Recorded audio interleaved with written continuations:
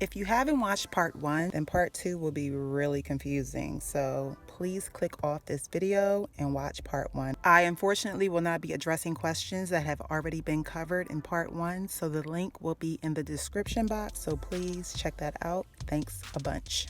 Yes, of course, this is my real hair. I mean, I know that's hard to fathom, but I would not put this much time, effort, or energy into hair that does not belong to me. Okay? No, this is my hair. I've been collecting my hair for a little over 7 years, and I've been planning to eventually turn it into functional, usable, realistic pieces. I actually wasn't sure if this was possible until it was possible.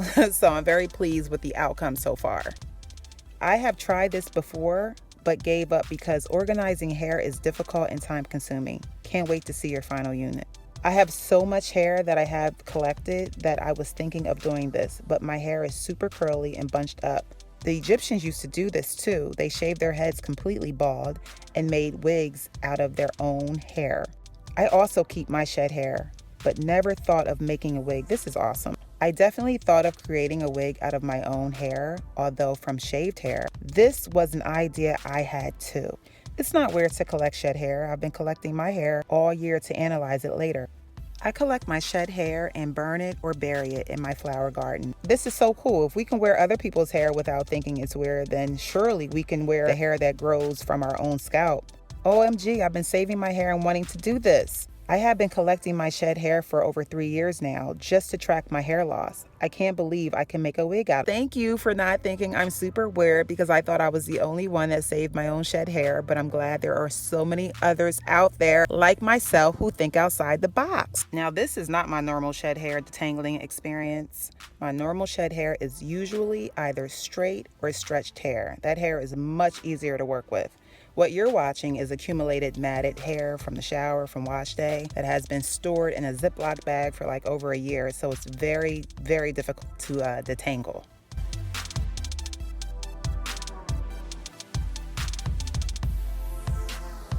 First, you want to spray dry shampoo. Dry shampoo makes everything so much easier. The powder, you want to start finger detangling, small sections at a time. The powder and the dry shampoo helps the strands glide past each other, making detangling such a breeze.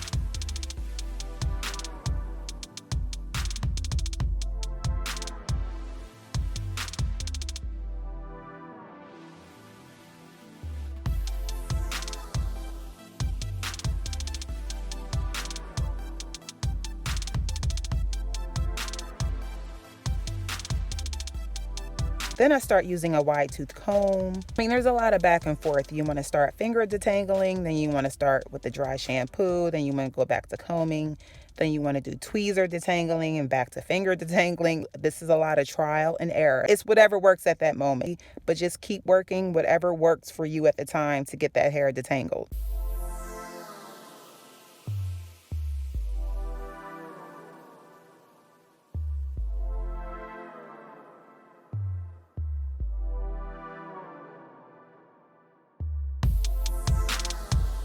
I definitely want to keep the length, so I got to be very careful that the hair doesn't snap or break as I'm trying to separate the hair. Eventually, hair will be easy to pull apart with minimum breakage or risk of losing length. I also use sharp edge tweezers to help separate the hair. That makes detangling much easier as well. You can also micro detangle using a sewing needle or a safety pin, anything really sharp.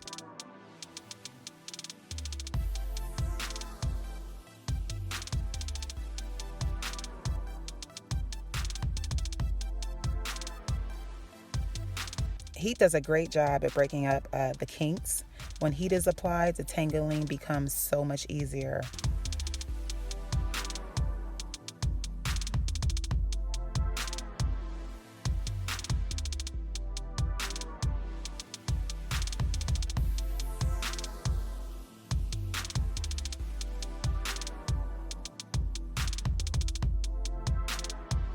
After 2 hours of working on it, I got tired. I was just annoyed.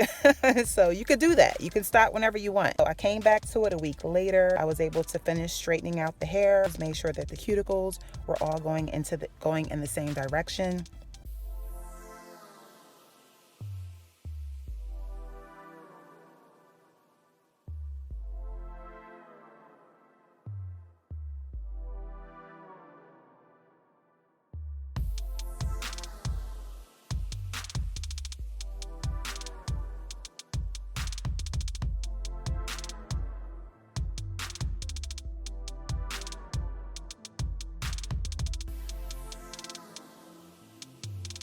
It's very important that you align the hair all at the same height. If the hair is not leveled, if the hair is not all aligned, if the hair is not even, then when you go to bond the hair, you risk losing strands. This is a very important process. You don't want to lose hair that you've worked so hard to preserve. Along with getting your cuticles in the same direction, making sure that the hair is even and aligned is just as important, because if you comb your hair or wash your hair, you're going to lose strands. And I tried very hard to make sure that my strands were shed proof. Now that sounds impossible, but I damn sure tried my best, because I didn't want to keep repeating the process and going back and saving the same hair over and over again. If it takes me too long to get everything aligned, I'll just cut it until it's even. Although I risk losing inches, it speeds things up. Everything has to be evened, everything has to be aligned before you start the bonding process.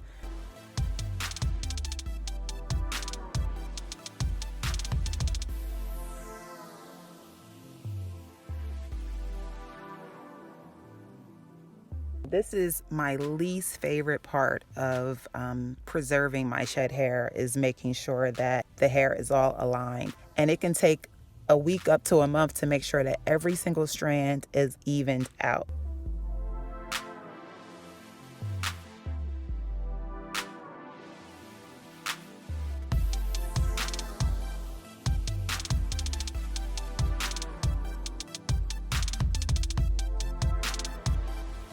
Yes, honey, this is definitely a labor of love. But the good thing is that there is no time frame or deadline to this, okay?